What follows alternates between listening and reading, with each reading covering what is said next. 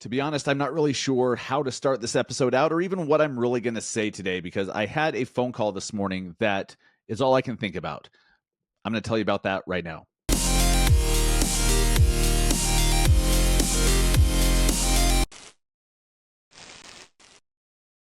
What is up, guys? Welcome to episode 343 of the Massive Agent Podcast. I am your host, Dustin Brohm, here in Salt Lake City, Utah. And I had a phone call this morning that, on one hand, it pissed me off, but it also made me completely just crumple up what I was going to talk about on the podcast this week because I think it's so important. And I'm kind of fired up about it. And to be honest with you, I don't know what I'm going to say on this episode. I don't know. I have no outline. I'm just completely shooting from the hip, off the cuff here. And I've had an emotional week, an emotional weekend since last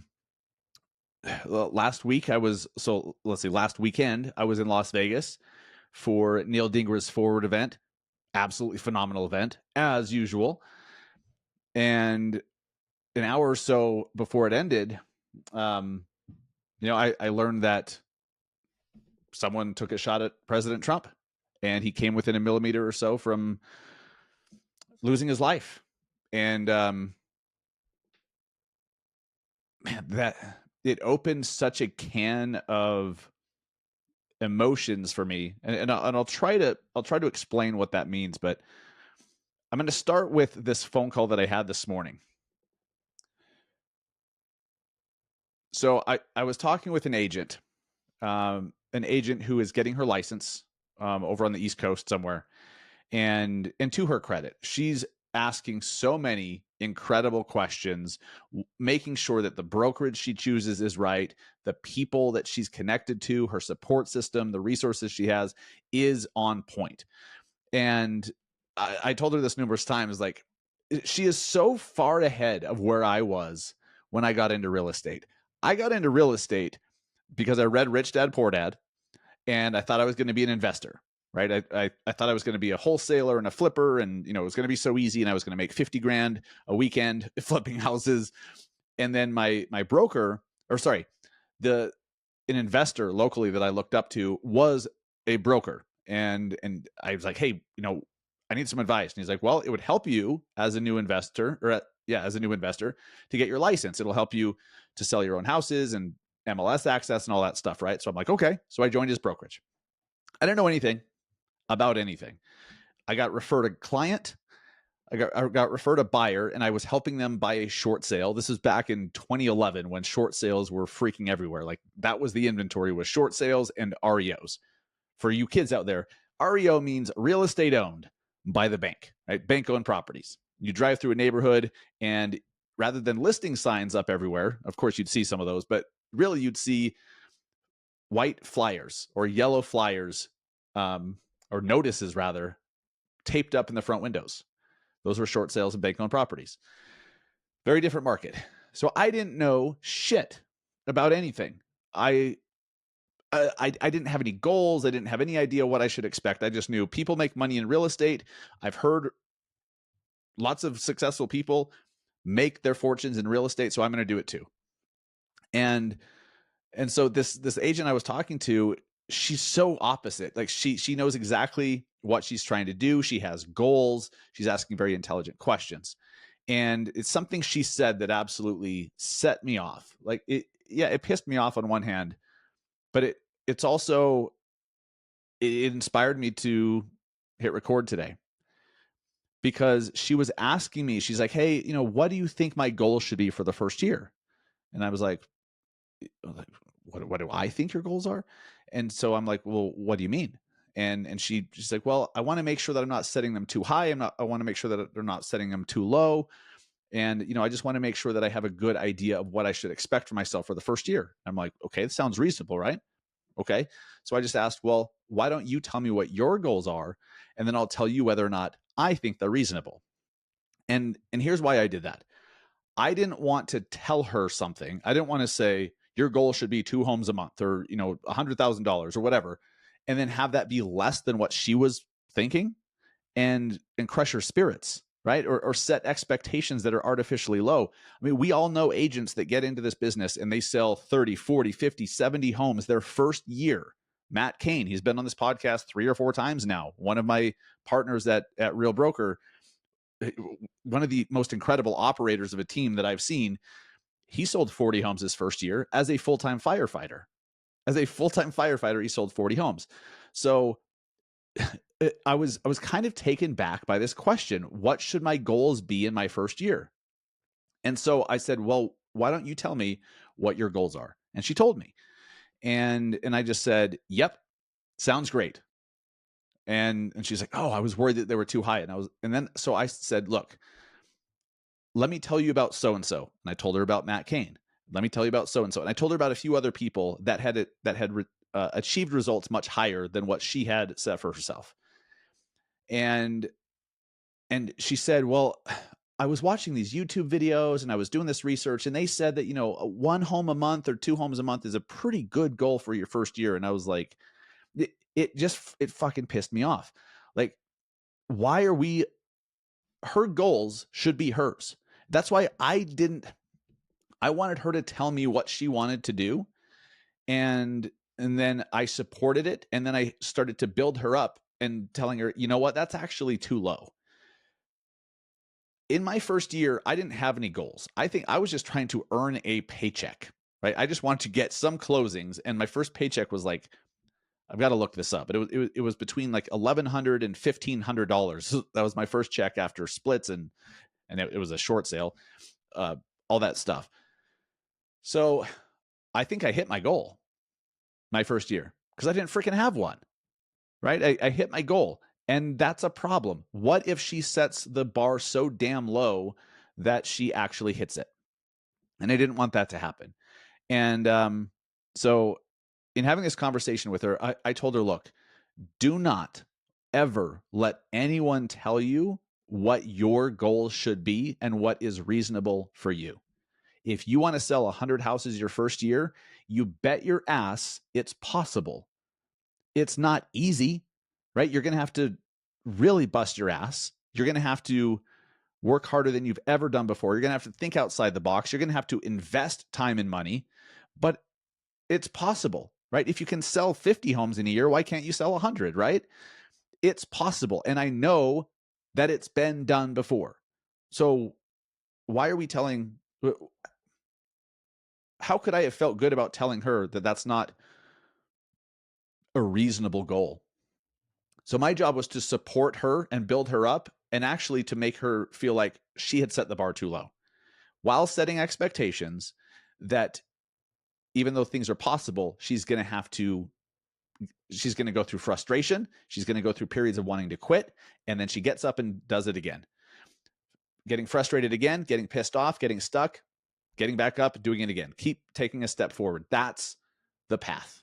And so I set expectations, but I told her, you absolutely can do that. It's reasonable. It's been done before. Why can't you? And I think she walked away from the conversation empowered. And I left the conversation thinking about how she said, well, these YouTube videos told me that it should be this, that. I remember when I first got my license, I came home to my wife. Let's see, were we married at the time? No, we were just dating at the time, actually. But I think we were living together. And she's like, so how many houses did you sell today? And I'm like, well, babe, apparently it doesn't work that way.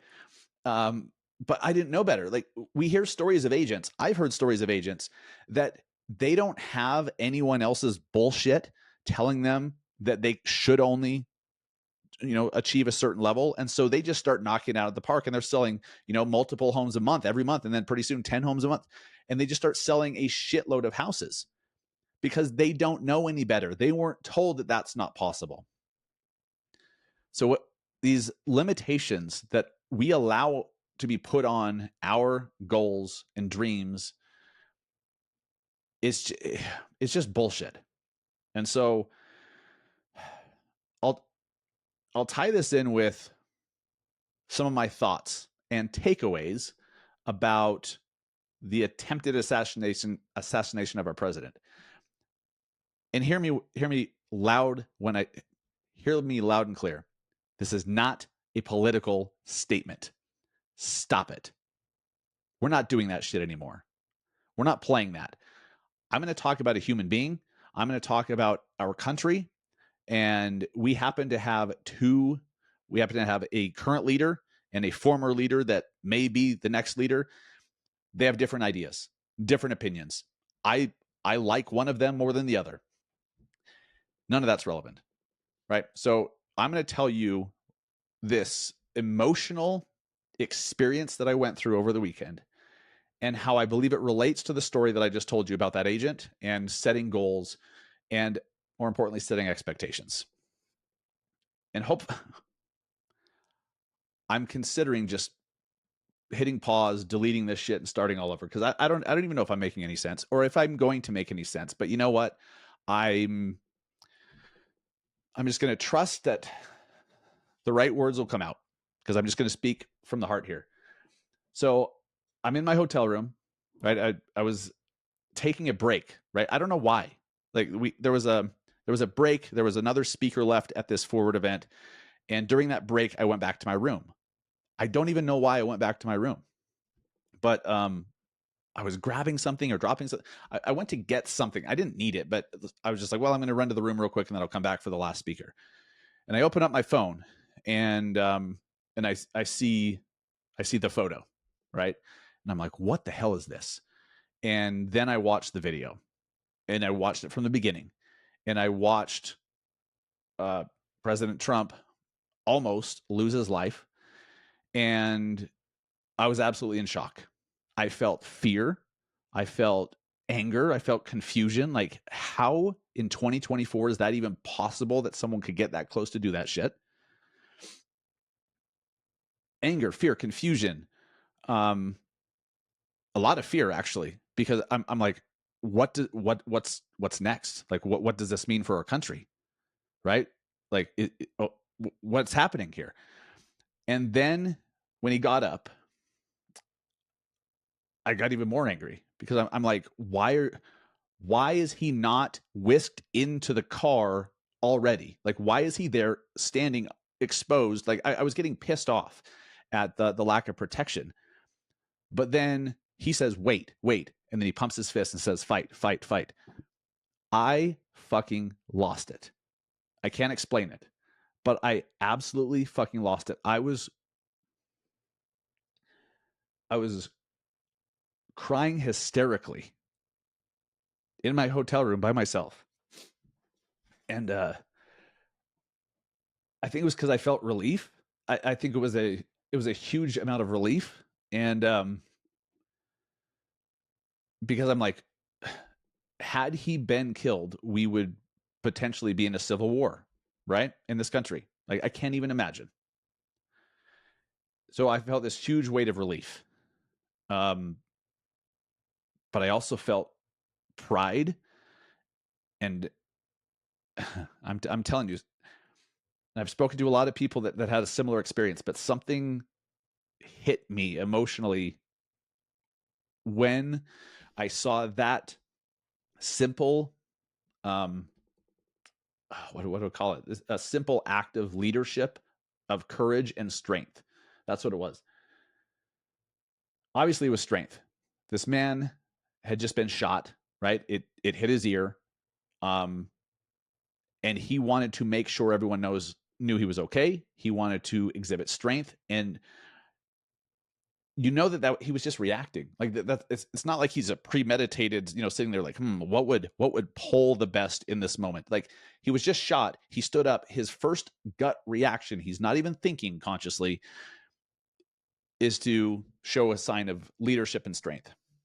And I think what I recognized in that was how starved we are in this country and in this society for strength and leadership. Starved for it, especially in politics. Especially in politics. And then to see it when you zoom out and look at the entire situation and the gravity of it and how close we were to absolute disaster and chaos.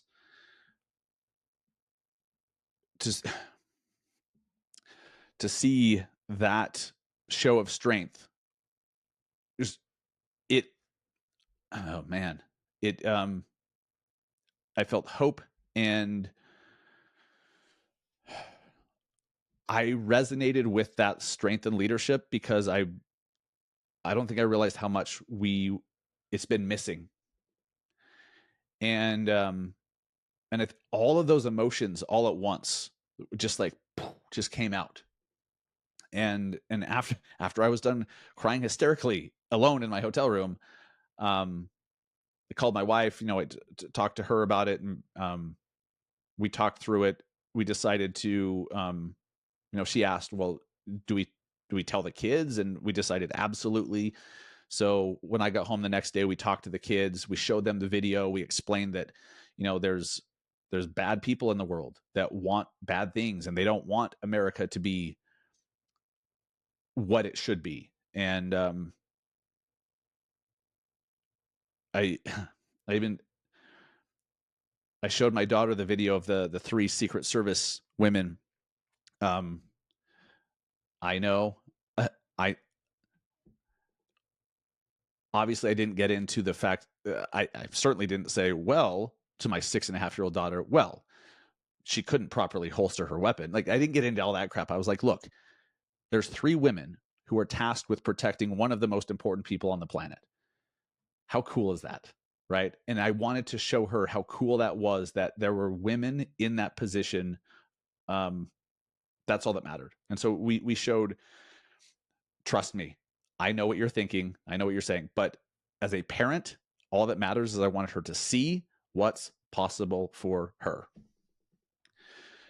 Anyhow, as I've had time to unpack this, I think about when I first saw the video, I'm thinking about why did I get so emotional? And I started to relate it to business and life. And I'm thinking, we're so starved for leadership and strength. And when I saw President Trump display it with everything that had just happened, it it deeply touched me. And obviously it's deeply touched and inspired the entire country. There's more flags being flown lately than I've seen in a long ass time. It's really cool. Just some of the posts you see, people who hated him that now are like, wait a minute, what? And now they're seeing him as a human being. Anyways, I started to think about this in the context of business and life. And if we're so starved for leadership and strength, and we have that reaction, that visceral reaction when we see it from others, what if we show that type of strength and leadership to our freaking selves? I think we ourselves are so starved for more strength and more leadership and more courage within ourselves that what if we're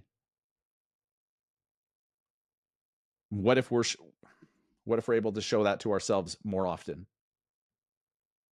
How much more happy and fulfilled will we be? How much more will we be able to achieve?